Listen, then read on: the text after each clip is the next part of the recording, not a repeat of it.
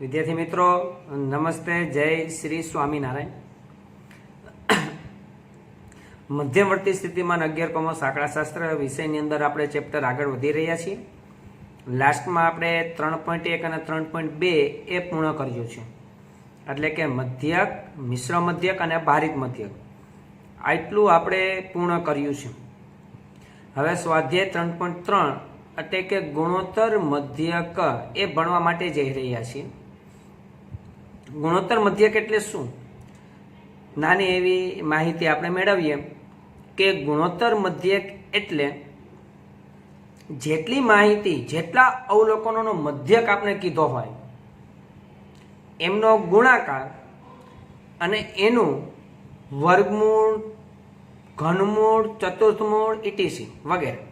એટલે શું કે બે સંખ્યા જ હોય અને એનો જો ગુણોત્તર મધ્યક કહેવામાં આવે તો એ બંને સંખ્યાનો ગુણાકાર અને વર્ગમૂળ, એમ ત્રણ સંખ્યાઓને એમ કે ગુણોત્તર મધ્યક શોધો તો ત્રણેયનો ગુણાકાર 3 છે એટલે એનું ઘનમૂળ લેવાનું. દાખલા તરીકે 8નું ઘનમૂળ 2, 64નું ઘનમૂળ 4, 125નું ઘનમૂળ 5, ઘનમૂળ લેવાનું. 4 સંખ્યા હોય તો 4નો ગુણાકાર અને એનું ચતુર્થ મૂળ લેવાનું. હવે કેલ્ક્યુલેટરમાં ચતુર્થ મૂળ કઈ રીતે કરીશું? તો કે એનું જે સંખ્યા 4 એ 4નો ગુણાકાર કરીએ એનું 2 વખત વર્ગમૂળ એટલે ચતુર્થ મૂળ. ઘનમૂળ એ કેલ્ક્યુલેટરમાં નીકળશે નહીં. હા, મૌખિક થઈ શકે ને એવી જ સંખ્યા ઘનમૂળની અંદર હશે. પછી પંચમૂળ પણ કેલ્ક્યુલેટરમાં ના થાય, પણ મૌખિક થઈ શકે એવી જ સંખ્યાઓ રકમની અંદર હોય છે. કેલ્ક્યુલેટરમાં શું થાય? વર્ગમૂળ નીકળશે. બીજું શું થઈ શકે? ચતુર્થ મૂળ, 2 વખત વર્ગમૂળ તો બોલે. ત્રીજું શું નીકળી શકે? અષ્ટમૂળ, 8 સંખ્યા હોય, 8 નો ગુણાકાર, 3 વખત વર્ગમૂળ, વર્ગમૂળ, વર્ગમૂળ, વર્ગમૂળ. જ્યારે દબીશું આપણે એટલે એનું આપણે અષ્ટમૂળ નીકળી ગયું કહેવાય. વર્ગમૂળ એટલે 1/2, પાછું વર્ગમૂળ એટલે 1/2 અને પાછું વર્ગમૂળ એટલે 1/2. જો 1/2 ગુણ્યા 1/2 ગુણ્યા 1/2 એટલે છેદનો ગુણાકાર કરો, 2 2 4 4 2 8, 8 એટલે અષ્ટમૂળ. એટલે 3 વખત વર્ગમૂળ દબાવવાથી અષ્ટમૂળ મળશે. ઘણી વખત ભૂલથી 4 વખત ઘણા વિદ્યાર્થી મિત્રો દબાવશે નહીં. વર્ગમૂળ એટલે ઘણી વખત બગડો સમજે અને અષ્ટમૂળ એટલે કે 4 2 8, 4 વખત નહીં. હું તમને સમજાવું, 1/2 ગુણ્યા 1/2 ગુણ્યા 1/2, વર્ગમૂળ એટલે 1/2. તો 1/2 3 વખત ગુણાકાર કરો તો 1/8, 1/8 એટલે અષ્ટમૂળ, 1/2 એટલે વર્ગમૂળ, 1/4 એટલે ચતુર્થમૂળ અને 1/8 એટલે અષ્ટમૂળ થાય. બીજી એક વાત અહીંયા નોંધનીય છે કે બીજો દાખલો એવો છે અહીંયા 3.3 ની અંદર ટકાવારીમાં આપ્યો છે. તો એના વિશે પણ અગાઉથી આપણે માહિતી મેળવી લઈએ કે જ્યારે દાખલાની અંદર ટકાવારી આપે અને ફક્ત એવો શબ્દ લખે કે યોગ્ય સરેરાશ મેળવો. હવે યોગ્ય સરેરાશ એટલે મધ્યક થાય, ભારિત મધ્યક થાય, મિશ્ર મધ્યક થાય. આ ગુણોત્તર મધ્યક આજે જે શીખ્યું છે એ થશે કે હજી 4 માપ શીખવાના બાકી છે એ થાય. જ્યારે ટકાવારી આપે અને આપણે એવું કે ભાઈ યોગ્ય સરેરાશ, બધા સરેરાશ છે પણ યોગ્ય સરેરાશ, ત્યારે ગુણોત્તર મધ્યક જ મળશે, બીજું એક પણ માપ નહીં મળે. હવે એની અંદર 2 વસ્તુ આપણે જોઈએ. ટકાવારી આપે ત્યારે ડાયરેક્ટલી દાખલો નહીં થાય. હમણાં દાખલો કરીશું એટલે તમને ખ્યાલ આવશે. પણ જો શબ્દ વિકાસ કહ્યો હોય શબ્દ, તો 100 માં પ્લસ કરીશું, 5% વિકાસ થયો એમ કે, તો 100 + 5 ટકાવારી 100 હોય, 105 સમજીશું. શા માટે? એ દાખલામાં આપણે શીખીશું. ફુગાવો એટલે પણ વધારો થાય, વિકાસ એટલે પણ વધારો થાય. જેમાં વધારો અર્થ થતો હોય એમાં આપણે 100 માં પ્લસ કરીશું. પણ ઘસારો શબ્દ હોય, ઘસારો એટલે ઘટાડો, તો એને 100 માં બાદ કરીશું. દાખલા તરીકે આપણે એવું કે 5% ઘસારો તો 100 - 5, 6% ઘટાડો 100 - 6 અને દાખલો કરીશું. ઘસારો એટલે શું? એક ઉદાહરણ તમને આપું છું કે તમે કોઈ એક બાઇક લીધી છે, ગર્લ્સ હોય તો માની લો કે એક્ટિવા છે કે એવી કોઈ બાઇક છે, બોયસ હોય તો ફર્સ્ટ સ્ટ્રોક ગેરવાળી બાઇક બધા લીધી હોય એવું સમજી લઈએ. તમારા પપ્પાએ કહ્યું કે 12મા ધોરણમાં જો તમારે આટલા પીઆર આવશે તો તમને સરસ મજાની બાઇક લઈ આપીશ, ગાડી લઈ આપીશ, સ્કૂટી લઈ આપીશ. અને તમે ધારણા પ્રમાણે ખરા ઉતરીને તમને ગાડી લઈ દીધી. ગાડી તમે ચલાવી, કોલેજનું પહેલું વર્ષ અથવા સીએ કરવા માટે ગયા. હા, આપણે કોમર્સમાં સીએ છે, સીએસ છે. તમે રાજકોટ, અમદાવાદ, મુંબઈ પણ સીએનું બહુ સારું છે.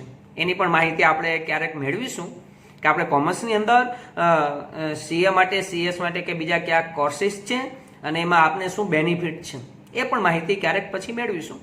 પણ માની લો કે તમે કોલેજનું પહેલું વર્ષ કરો છો, 12મું પાસ કર્યું, તમને ગાડીએ લઈ આપી, બીજું વર્ષ, ત્રીજું વર્ષ પૂરું થયું અને ત્રીજા વર્ષમાં પણ તમારી ધારણા પ્રમાણે ટકાવારી આવી, તમારી પરિસ્થિતિ, આર્થિક પરિસ્થિતિ સારી છે.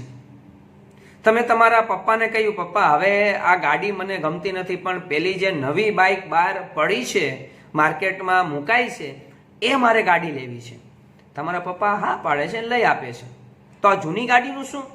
માની લો કે તમે અત્યારે 70 કે 80 હજારની ગાડી લીધી છે, 3 વર્ષ પછી એને વેચવા જશો તો શું 70-80 હજાર આવશે? હા, મકાન લીધું હોય તો કદાચ 5 લાખનું હોય તો એના 7 લાખ આવે, 20 લાખનું મકાન લીધું 22 લાખ, એની કિંમત વધશે, મિલકત છે. પણ ગાડી છે ને યંત્ર છે, એની કિંમત ઘટે, વધશે નહીં. 3 વર્ષ પછી 80 હજારની કોઈ ગાડી હોય, 70 હજારની કોઈ ગાડી હોય તો એનાથી ઘટી એટલે 60 હજાર, 55 હજાર, 50 હજાર કે 45 હજાર આવશે. તો એ જે કિંમતમાં ઘટાડો થયો એને ઘસારો કહેવામાં આવે છે. તમે કોઈ મશીન લીધું છે ઘરે, સિલાઈ મશીન, એ વેચવા જાવ તો એની કિંમત ઘટે છે. કોઈ કંપની છે, કોઈ ફેક્ટરી, કોઈ કારખાનું એને મશીન લીધું છે, એ મશીન 10 વર્ષ વાપરશે, 10 વર્ષ વેચવા જશે, એની કિંમત ઘટીને જ આવશે, જેને ઘસારો કહેવાય. એટલે ઘસારો શબ્દ આવે એટલે તમારે સમજી જવાનું કે મારે એ ટકાવારીને 100માંથી બાદ કરવાની છે અને પછી એનો ગુણોત્તર મધ્યક. પછી કઈ રીતે કરવું એ દાખલામાં આપણે સમજીશું. તો ગુણોત્તર મધ્યકમાં બે સંખ્યા હોય તો તમને ખ્યાલ આવી ગયો કે વર્ગમૂળ ગુણાકાર કરીને 3 હોય તો 3 નો ગુણાકાર, ઘનમૂળ 4 હોય તો ચતુર્મૂળ 4 નો ગુણાકાર.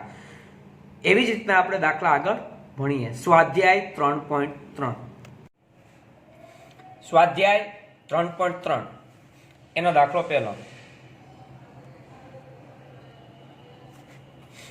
તમારી પાસે રકમ છે, તમે રકમ જોવો કે અહીંયા જે રકમ આપેલી છે એ પેલા વાંચીએ છીએ અને શું શોધવાનું કીધું છે એ પણ આપણે જોઈએ છીએ કે નીચેની માહિતી એક વર્ગના 8 વિદ્યાર્થીઓએ પાછલા મહિનામાં લખેલા પુસ્તકોની સંખ્યા દર્શાવે છે. ઓકે, 8 ને આપી દીધી. ગુણોત્તર મધ્યકનો ઉપયોગ કરીને વાંચેલા પુસ્તકોની સંખ્યાની સરેરાશ મેળવો. તો અહીંયા 8 જે પુસ્તકો વાંચે છે જે એને આપણે x અવલોકન કહીએ. તો x1 બરાબર 2, x2 બરાબર 1, x3 બરાબર 5, x4 બરાબર 9, x5 બરાબર 1, 3, 2 અને 4. બરાબર? ઓકે. હવે મારે ગુણોત્તર મધ્યક શોધવો છે. ગુણોત્તર મધ્યકની સંજ્ઞા છે g. ખાલી મધ્યક માટે જોજો x બાર વપરાય છે, મિશ્ર મધ્યક માટે x બાર c વપરાય છે, ભારિત મધ્યક માટે x બાર w વપરાય છે. ખાલી મધ્યક, કમ્બાઇન્ડ મધ્યક એટલે મિશ્ર મધ્યક, વેઇટેડ ભાર એટલે ભારિત મધ્યક અને ગુણોત્તર મધ્યક g. અહીંયા 8 સંખ્યા છે તો 8 સંખ્યાનો ગુણાકાર આપણે કરીશું એટલે કે x1 ગુણ્યા x2 ગુણ્યા x3 ગુણ્યા x4 ગુણ્યા x5 ગુણ્યા x6 ગુણ્યા x7 ગુણ્યા x8. 8 નો ગુણાકાર.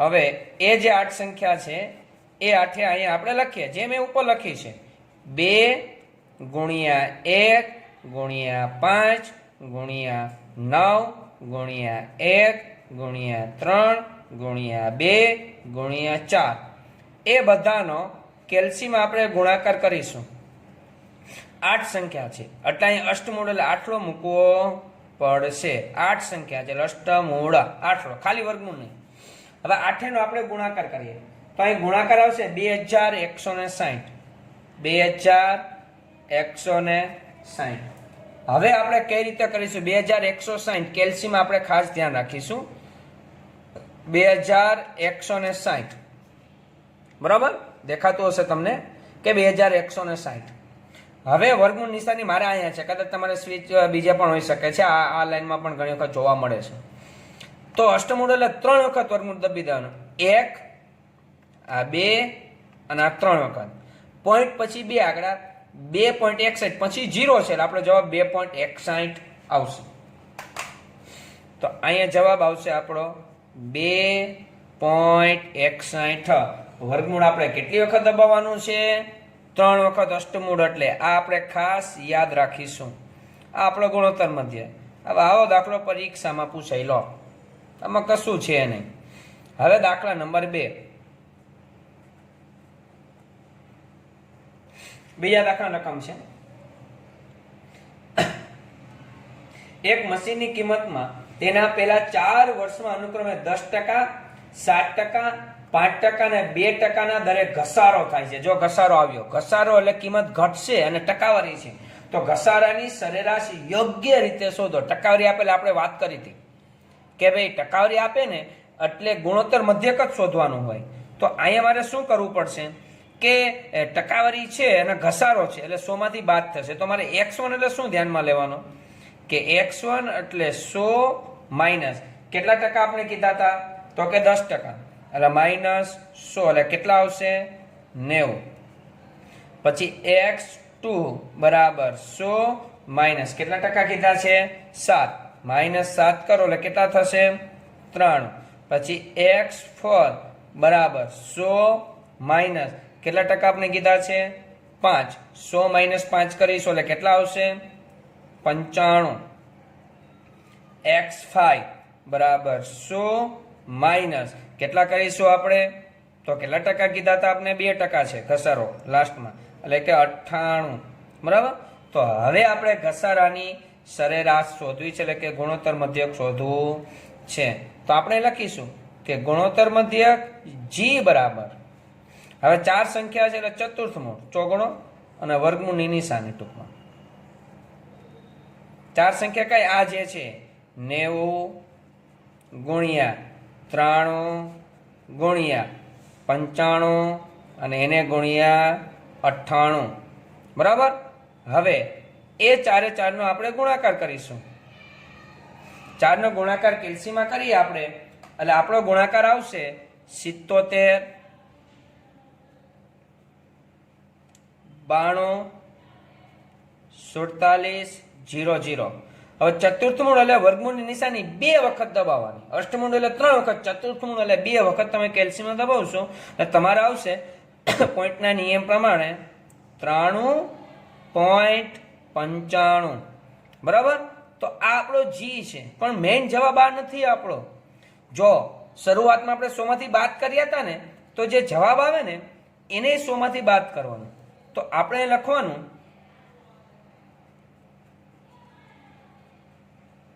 ઘસારાની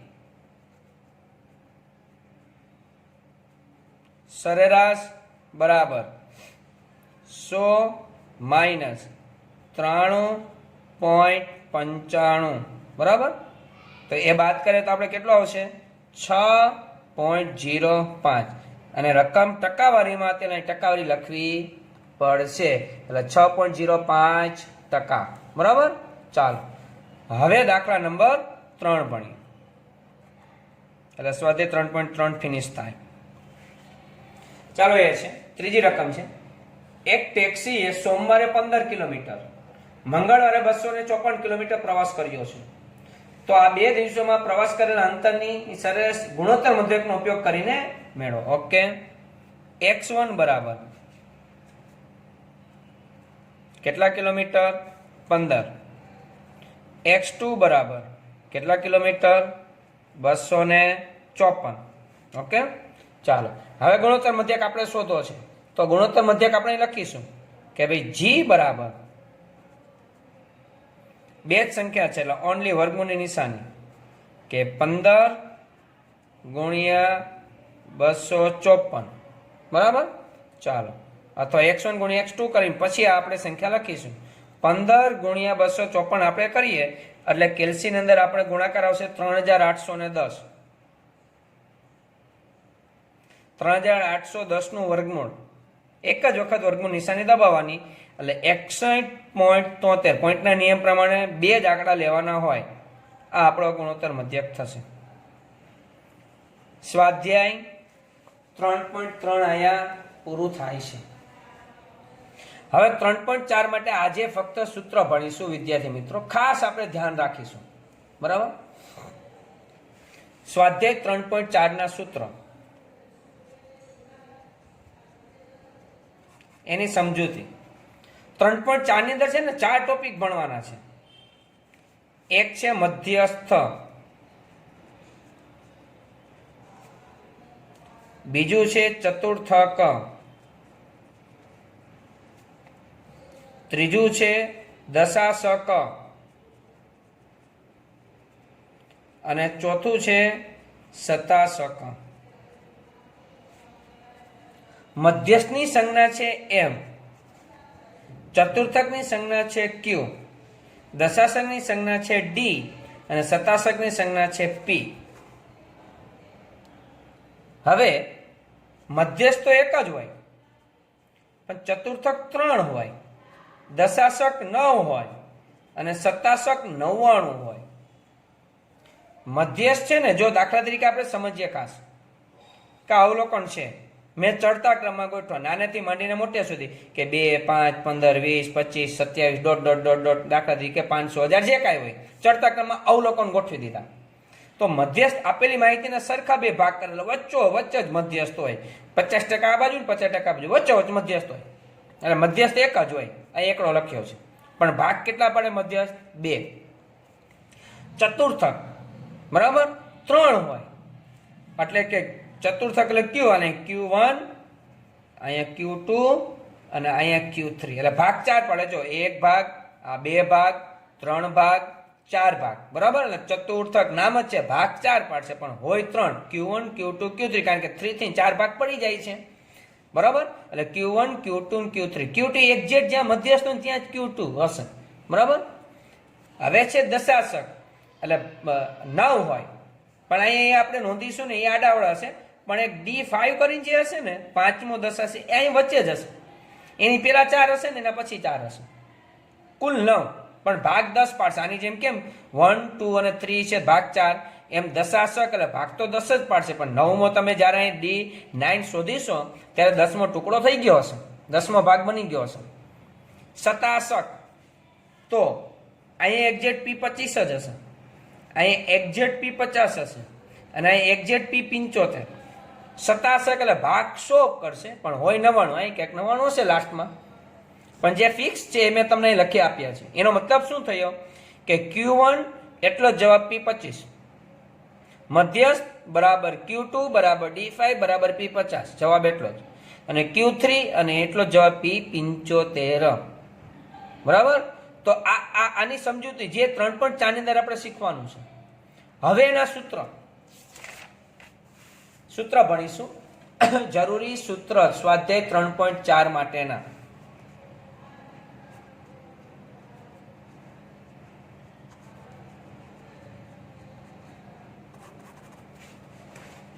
સૂત્ર કઈ રીતે નક્કી થાય? પહેલું સૂત્ર મધ્યસ્થનું m બરાબર n + 1/2 મું અવલોકન.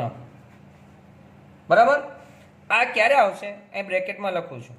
અવર્ગીકૃત માહિતી હોય ત્યારે.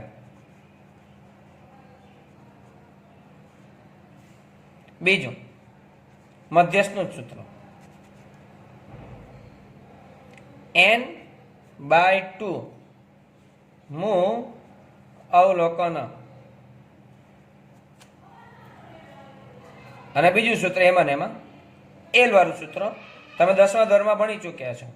L plus n/2 minus CF upon F અને એને ગુણ્યા C.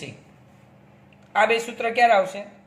વર્ગીકૃત અને સતત હોય ત્યારે, એટલે કે સતત. આ વર્ગીકૃતમાં આવશે પ્લસ આ જ અસતત, વર્ગીકૃતમાં અસતત આવે છે એમાં પણ આ જ સૂત્ર આવશે. તો મધ્યસ્થના બે સૂત્ર થયા, બરાબર. હવે એના પછી આવશે ચતુર્થક નંબર 3. હવે ચતુર્થકને ક્યુ કહેવાય. ક્યુ 3 છે, 1 2 3. તો 1 2 3 3 સૂત્ર નહીં લખું, એની જગ્યાએ જે કરી નાખીશ, એટલે તમારે 1 2 3 સમજી લેવાના. ત્યારે એનું સૂત્ર શું થાય જોજો ખાસ નિરાતે. n પ્લસ 1 ચતુર્થક એટલે છેદમાં 4, ચતુર્થક એટલે છેદમાં 4. હવે જો પેલું હોય તો આને 1 વડે ગુણવાના, અને બીજું હોય તો 2 વડે, ત્રીજું હોય તો 3 વડે, જે હોય તો જે વડે, ટૂંકમાં 1 2 3 વડે ગુણ. મૂ અવલોકન, આટલો ખાલી ફેરફાર. ચતુર્થક એટલે છે મધ્યસ્થ એટલે છેદમાં 2, બરાબર. ચતુર્થક એટલે છેદમાં 4, પણ હોય 3 ચતુર્થક. તો અહીંયા પેલો ચતુર્થક શોધવું હોય તો અહીંયા 1, Q2 તો અહીંયા 2, Q3 તો અહીંયા 3, બરાબર. તો આ પણ ક્યારે આવશે? અવર્ગીકૃત અને અસતત. પછી સતત હોય ત્યારે શું આવશે? Qj બરાબર નંબર 4. પેલા આ સૂત્ર આવશે કે n/4 +1 નહીં આવે, બરાબર. અને આગળ જેટલામાં ચતુર્થક શોધવાનું કીધો એટલામાં મૂ અવલોકન, અને એ મૂક્યા પછી એલ વાળું સૂત્ર આવે કે એલ પ્લસ જેટલામાં ચતુર્થક એટલે જે ઇન બ્રેકેટ n/4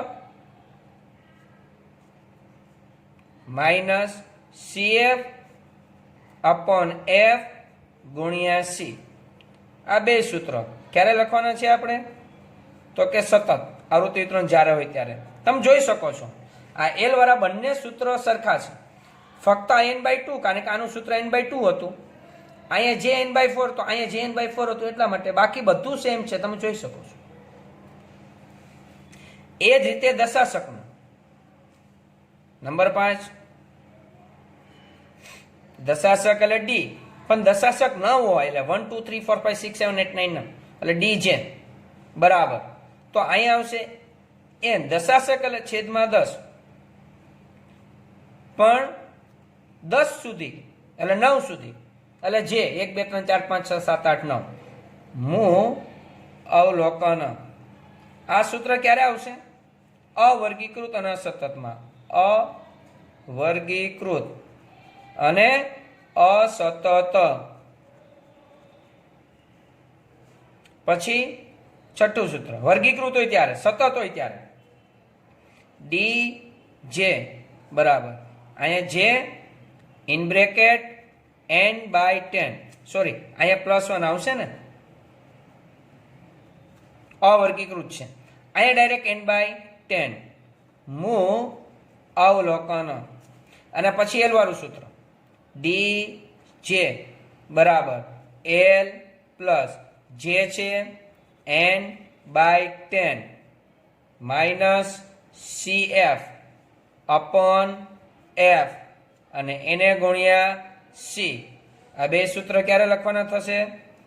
તો કે સતત આવૃત્તિ વિતરણ હોય ત્યારે. એ જ રીતે સતાશક. સતાશકમાં કઈ રીતે થશે?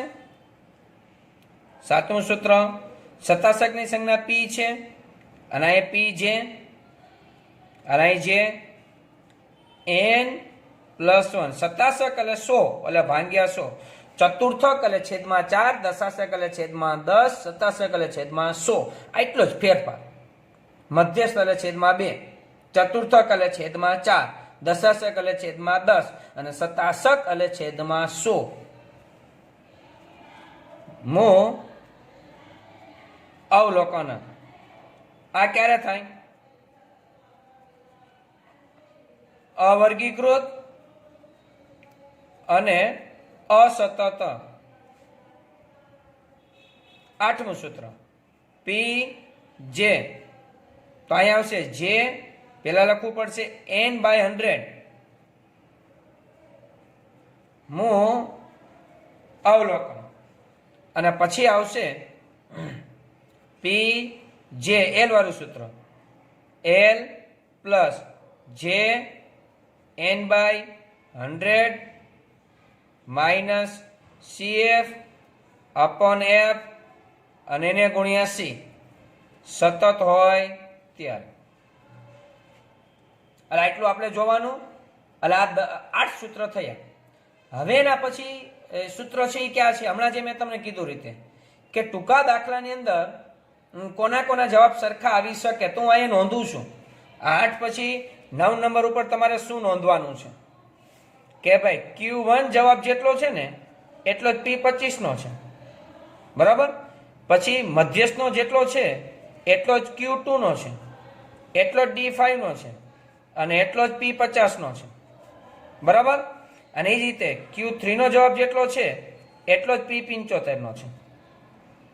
એક આ જોવાનું. 10મા નંબર ઉપર શું જોવાનું કે ભાઈ D1 છે ને એટલો જવાબ P10, D2 છે ને એટલો જવાબ P20 નો, પાછળ મીંડું લાગશે 2 તો 20. એવી રીતના D3 તો P30 ડોટ ડોટ ડોટ એવી રીતના હાલ્યું જશે આમ. તો ક્યાં સુધી? તો કે D9 નો જવાબ હશે એટલો જ P90 નો જવાબ હશે. એટલે 1 થી 9 સુધીમાં પાછળ મીંડું લાગે દશાશક અને શતાશકના જવાબ સરખા હશે. વિદ્યાર્થી મિત્રો, આજે આપણે 3.3 અને 3.4 ના સૂત્ર ભણ્યા. 3.3 એ ચોપડામાં લખી લેવાનું, એના તો ફોટા મોકલવાના છે. 3.4 પણ એના સૂત્ર લખી જ લેવાના છે, એના પણ ફોટા મોકલવાના છે. પણ 3.4 ના જે સૂત્ર લખાવ્યા એ 3 વખતથી વધીને 5 વખત સુધી લેસન કરજો અને એના પણ ફોટા મોકલજો. આ જે સૂત્રો છે એ 5 વખત કઈ રીતે લખવાના? ઘણા વિદ્યાર્થી કોપી પેસ્ટ કરશે, એમ નહીં કરતા, પણ પેલા પાકા કરવાના, પછી મોટે 1 વખત લખી નાખવાના, પછી જોવાનું કે ભાઈ ક્યાંય ભૂલ છે. હા છે, પાછા પાકા કરો, બીજી વખત લખો. ક્યાંય ભૂલ છે, પાછા પાકા કરો, ત્રીજી વખત, અને ચોથી ને 5મી વખત સંપૂર્ણ મોઢે લખાશે, ત્યારે તમે સાચા. જો સૂત્ર આવડશે ને તો હું એવું માનું છું કે તમને લોકોને સ્ટેટ આંકડાશાસ્ત્ર અઘરું નહીં પડે. ભલે ગણતરીનો વિષય છે, ખૂબ જ સહેલો પડશે, મજા આવશે, પણ એના માટે સૂત્ર તો પાકા કરવા જ પડશે. અને નેક્સ્ટ હવે જે 3.4 દાખલા ભણીશું એ આ બધા સૂત્રો ઉપર આધારિત છે. તો આવતા વિડીયો સુધી બધા જ વિદ્યાર્થી મિત્રોને જય સ્વામિનારાયણ.